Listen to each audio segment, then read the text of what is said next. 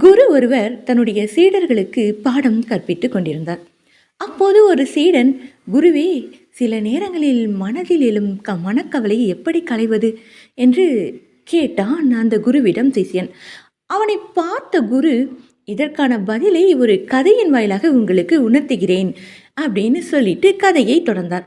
அந்த காட்டில் குரங்குகள் பல கூட்டமாக இருந்தது. அவற்றில் சுட்டித்தனம் செய்யும் ஒரு குட்டி குரங்கும் இருந்தது. ஒரு நாள் அந்த குட்டி குரங்கு தரையில் ஊர்ந்து சென்று கொண்டிருந்த பாம்பு ஒன்றை கண்டது. நெளிந்து வளைந்து சென்ற அந்த பாம்பை கண்டதும் அதற்கு குதூகலமாக மாறிவிட்டது. அது ஒரு பெரிய நச்சு பாம்பு. குட்டி குரங்கானது மெதுவாக போய் அந்த பாம்பை தன் கையில் பிடித்து விட்டது. பிடிபட்ட பாம்பு சும்மா இருக்குமா? குரங்கின் கையை இறுக்கமாக சுற்றி கொண்டது. விஷ பல்லை காட்டி அப்படியே சீறியது. குட்டி குரங்குக்கு கொஞ்சம் பயம் வந்துவிட்டது. இதை பார்த்து குரங்குகள் அனைத்தும் அங்கே கூடிவிட்டன. ஆனால் அதிலிருந்த எந்த குரங்கும் குட்டிக்கு உதவ முன் வரவே இல்லை. ஐயோ, இது பயங்கரமான விஷம் உள்ள பாம்பு, இது கடித்தால் உடனே மரணம்தான் என்றது ஒரு குரங்கு. மற்றொரு குரங்கோ, அவன் தனது பிடியை விட்டதுமே பாம்பு அவனை கடித்துவிடும், பாம்பிடம் இருந்து அவன் தப்பிக்கவே முடியாது என்றது. இப்படியே ஒவ்வொரு குரங்கும் குட்டியின் பீதியை அதிகரித்துவிட்டு அங்கிருந்து அகன்று போய்விட்டது. தன்னுடைய கூட்டமே தன்னை கைவிட்டு விட்டதால் விரக்தியின் உச்சத்தில் இருந்தது குட்டி குரங்கு.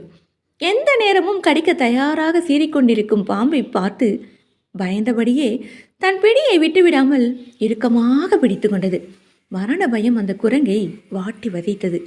ஐயோ, புத்தி கெட்டு போய் இந்த பாம்பை கையால் பிடித்து விட்டேனே என்று பெரிய குரல் எழுப்பி புலம்பியது. நேரம் கடந்து கொண்டே இருந்தது. உணவும் நீரும் இல்லாமல் குரங்கின் உடல் கொஞ்சம் கொஞ்சமாக சோர்வடைய ஆரம்பித்து விட்டது. கிட்டத்தட்ட மயக்க நிலைக்கு சென்று கொண்டிருந்தது அந்த குரங்கு. கண்கள் இருளத் தொடங்கின. அந்த நேரம் பார்த்து ஒரு ஞானி அந்த வழியாக வந்தார்.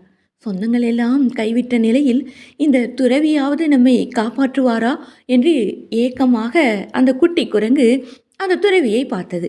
அதற்கு கொஞ்சம் நம்பிக்கையும் வந்தது. குட்டியின் அருகில் வந்த துறவி, எவ்வளவு நேரம்தான் அந்த பாம்பை கையில் பிடித்து கொண்டே கஷ்டப்பட போகிறாய், அது கீழே போடு என்றார் துறவி ரொம்ப சாகாசமாக. குரங்கோ, ஐயோ சுவாமி, நான் பாம்பை விட்டுவிட்டால் அது என்னை கொன்றுவிடுமே என்றது பயந்தபடி. அதற்கு துறவி, பாம்பு செத்து ரொம்ப நேரமாகிவிட்டது, அதை கீழே வீசு என்றார். அவரது வார்த்தையை கேட்ட குரங்கு பயத்துடனேயே பிடியை தளர்த்தி பாம்பை கீழே போட்டது. துறவி சொன்னது உண்மைதான். குரங்கின் இறுகிய பிடியில் நெடுநேரம் இருந்த அந்த பாம்பு இறந்து போயிருந்தது. அதை பார்த்த பிறகுதான் அந்த குரங்கு குட்டிக்கு உயிர் வந்தது. பின்னர் அந்த குரங்கு துறவியை நன்றியுடன் பார்த்தது. அவர், இனிமேல் இது போன்ற முட்டாள்தனம் பண்ணாதே என்றபடி தன் வழியில் நடந்து போனார் அந்த துறவி. நம்மில் பலரும் இப்படிதான் மனக்கவலை என்ற செத்த பாம்பை கையில் பிடித்து வைத்துக்கொண்டு விட முடியாமல் கதறிக்கொண்டிருக்கிறோம் அல்லவா? அதனால் கவலையை விட்டொழியுங்கள், மகிழ்ச்சி தானாகவே வந்து சேரும் என்றார் குரு. இப்பொழுது அந்த சிஷ்யனுக்கு எல்லாமே புரிந்துவிட்டது, மனக்கவலையை எப்படி மாற்றி அமைப்பது என்று. ஆம்னீர்களே, நீங்களும் கூட புரிந்து வைத்திருப்பீர்கள். இப்படி தான் தேவையில்லாத மனக்கவலையை நாம் சுமந்து கொண்டு திரிகிறோம். அப்படி கவலையை நாம் விட்டு ஒழித்தால் நிம்மதியாகவும் ஆனந்தமாகவும் வாழலாம் அல்லவா?